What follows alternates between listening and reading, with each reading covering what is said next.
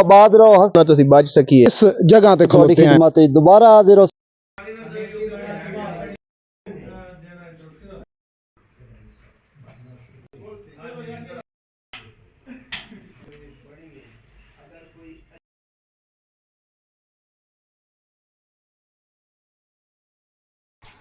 बाकी मुशावरत हुई असा भी नाल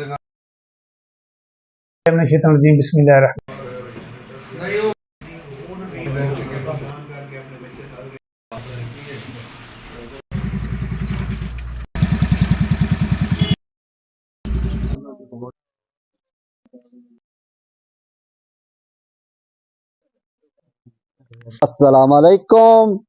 सदा खुश रहो, शाद रहो, आबाद रहो, हंसते वसते रहो, खुशियां वंडो ते आपस विच प्यार सलूक ना रहो। जिंदगी बड़ी शार्ट जी है, जिंदगी बड़ी मुख्तसर जी है। इनू बिराओ हंस खेड के गुजारो। जिवें कि इत्थे असीं आया चक नंबर 221 डुगड़े चो। इत्थे जेड़े साडे बिरा ना उन्हां सानू दावा दित्ती आ ते असीं इत्थे आया। मकसद की आ उन्हां आख्या भी असां एक बनाई आ कमेटी। उन्होंने तकरीबन अरसा 4 साल का हो गया है। उन्होंने तो बई ये कमेटी जी है इहदा बनावन का ख्याल किवें तुहाडे दिल विच आया ते इस कमेटी के की फायदे साडे नाल बिरा मौजूद हैं ते इन्हां तो पुछदे आ जी। अस्सलाम वालेकुम जी। वालेकुम सर, दस्या इस कमेटी का की मकसद है, की हिसाब है, कदों दी बनी है ते की इहदे विच काम होए जी 2020 असां बनाई आई है ते संगे बुनियाद रखिया है और इसका मकसद साडा यह है कि रिफाए आवाम की खिदमत हो जाए। कोई चोरी चकारी वाला जो माहौल आम चकूक है उन्होंने तुसी बच सकीए। बाकी तलीमी निज़ाम जोड़ा है वो साडे मद्देनज़र आई कि कुरान की तालीम और बाकी दुनियावी तालीम जी है उस बड़े पिछे अस ये 2-4 ऐसे स्टैप आन मेन जेडे इनिशिएटिव सानू लैने पैन और अल्हम्दुलिल्लाह ये एक फर्द वायद तो कर नहीं सकता।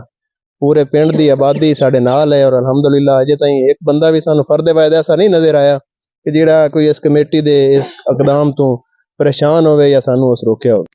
बिरावो तुसा बिरा दी गल्लां सुनिया बई सानू इस कमेटी का बड़ा फायदा। चोरियां घट हो गई, कतलो गारत तक गया, लोगों का प्यार सलूक आपस विच कोई ना ते हुण सारे प्यार सलूक ना बंद नो। साडे नाल इस कमेटी दे सदर मौजूद नो चौधरी मोहम्मद अख्तर चद्दड़। उन्हां तो पुछदे आ भी ये तुहानू किवें ख्याल आया, क्योंकि अज दा जेड़ा दौर है मादियत परस्ती का बड़ा तेज दौर है ते इन्हां बिरावां तो पुछदे आ भी ये कमेटी तुसां बनाई ते इहदे की फायदे। शुक्रिया अख्तर भाई, बड़ी मेहरबानी। इस तरह कमेटी के दसन तो पहले मैं थोड़ा जिहा अपने इस पिंड का थोड़ा जिहा इंट्रोडक्शन कराना चाहना कि साडा ये वो पिंड है, वो जरखेज जमीन है जिसने जो आल इंडिया जो पाकिस्तान वाले नहीं हुई होया ये उदों भी अफीसर मौजूद सन।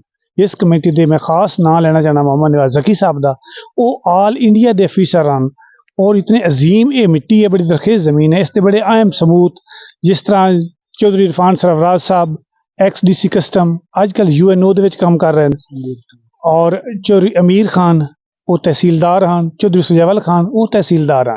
मतलब इतने अच्छे साडे हुण पढ़े लिखे आबादी जदों इस पूरे इलाके दे तालीम का ना ही कोई नहीं सी उदों साडे इत्थे अफीसर हैं। लेकिन उस तो बाद अगली बदकिस्मती नाल अगली साडी जनरेशन आई ਉਹਦੇ ਵਿੱਚ आ के साडी कतलो गारत शुरू हो गई, चोरी चकारी शुरू हो गई। साडे इस पिंड दे विच मैं रफली अंदाजा लाई तो 5 या 7 कतल होए न। मतलब इतने हालात खराब हाँ। उस तो बाद साडी पूरी नस्ल तबाह हो गई। लेकिन उस तो बाद सोचा साडे यंग जनरेशन जिहड़े हैं सब कुछ मिल के सोचा, साडे बजुर्गां साडा साथ दिता। अज अलहमदुलिल्लाह साडा पूरा पिंड इस कमेटी ते मुतफिक है और एक जगह ते बैठ के इकट्ठा बैठदा है।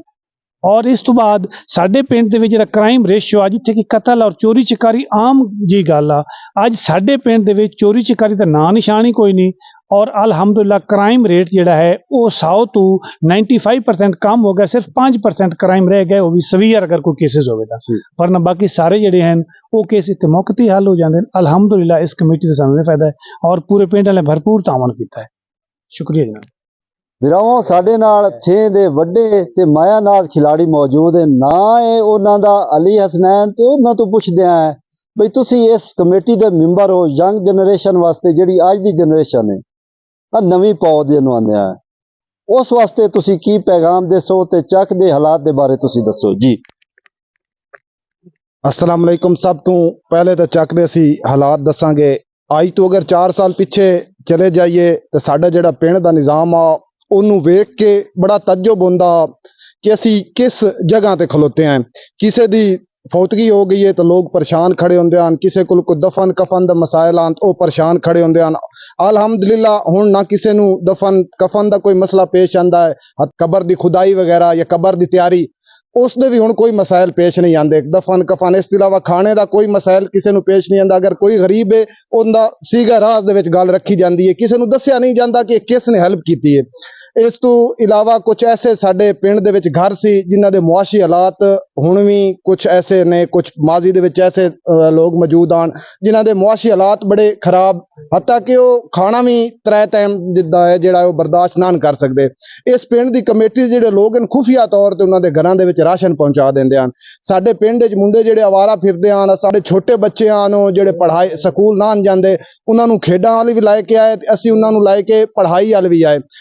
ਇਸ ਤਨਜ਼ੀਮ ਦਾ ਸਾਨੂੰ ਇੱਕ ਹੋਰ ਫਾਇਦਾ ਹੋਇਆ ਕਿ ਅਸੀਂ ਇਸ ਇਲਾਕਾ ਨੂੰ ਇੱਕ ਖੇਡਾਂ ਦੀ ਬਹੁਤ ਵੱਡੀ ਤਨਜ਼ੀਮ ਦਿੱਤੀ ਹੈ ਜਿੰਦਾ ਨਾਂ ਹੈ ਜਨਾਹ ਕ੍ਰਿਕਟ ਲੀਗ, ਜਿੰਦੇ ਵਿੱਚ 60 ਪਿੰਡ ਰਜਿਸਟਰਡ ਹੈ। ਇਸ ਪਿੰਡ ਦਾ ਹੀ ਸਦਰ ਹੈ, ਇਸ ਪਿੰਡ ਦੇ ਐਡਵਾਈਜ਼ਰ ਹੈ, ਸਾਰੇ ਮੇਨ ਮੈਂਬਰ ਉਸ ਕਮੇਟੀ ਦੇ ਜਿਹੜੇ 60 ਪਿੰਡਾਂ ਦੀ ਖੇਡ ਦੀ ਕਮੇਟੀ ਹੈ। ਇਸ ਪਿੰਡ ਦੇ ਨੌਜਵਾਨਾਂ ਨੂੰ ਤਾਂ ਉਹ ਖੇਡ ਦੇ ਰਹੀ ਹੈ ਜਿੰਦੇ ਵਿੱਚ ਬੈਡਮਿੰਟਨ ਸ਼ਾਮਿਲ ਹੈ, ਜਿੰਦੇ ਵਿੱਚ ਪਲਾਸਟਿਕ ਵਾਲੀਬਾਲ ਸ਼ਾਮਿਲ ਹੈ, ਜਿੰਦੇ ਵਿੱਚ ਕ੍ਰਿਕਟ ਸ਼ਾਮਿਲ ਹੈ।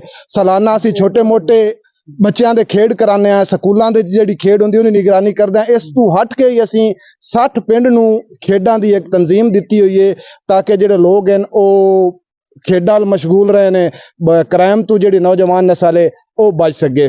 ਬਹੁਤ ਸ਼ੁਕਰੀਆ ਜੀ। ਵੀਰਾਵਾਂ ਦੀਆਂ ਤੁਸੀਂ ਗੱਲਾਂ ਸੁਣੀਆਂ। ਅਗਰ ਇਹ ਮਿਸਾਲੀ ਪਿੰਡ ਹੈ, ਤੁਸੀਂ ਵੀ ਆ ਦੂਏ ਚੱਕਾ ਵਾਲੇ ਨਾਲ ਆਸ-ਪਾਸ ਦੇ ਇਹੋ ਜੀ ਕੋਸ਼ਿਸ਼ ਕਰੋ। ਇਤਨੀਆਂ ਹੀ ਗੱਲਾਂ, ਜੇ ਜ਼ਿੰਦਗੀ ਦਿੱਤੀ ਇਜਾਜ਼ਤ, ਜੇ ਜ਼ਿੰਦਗੀ ਦਿੱਤੀ ਮੋਹਲਤ, ਨਵੀਆਂ ਗੱਲਾਂ ਦੇ ਨਾਲ ਤੁਹਾਡੀ ਖਿਦਮਤ ਵਿੱਚ ਦੁਬਾਰਾ ਹਾਜ਼ਰ ਹੋਸਾਂ। ਆਪਣੇ ਸੱਜਣ, ਆਪਣੇ ਬੇਲੀ ਅਖਤਰ ਸਮੇਂ ਰਜੋਕਾ ਨੂੰ ਦਿਓ ਇਜਾਜ਼ਤ। ਅੱਲਾ ਬੇਲੀ।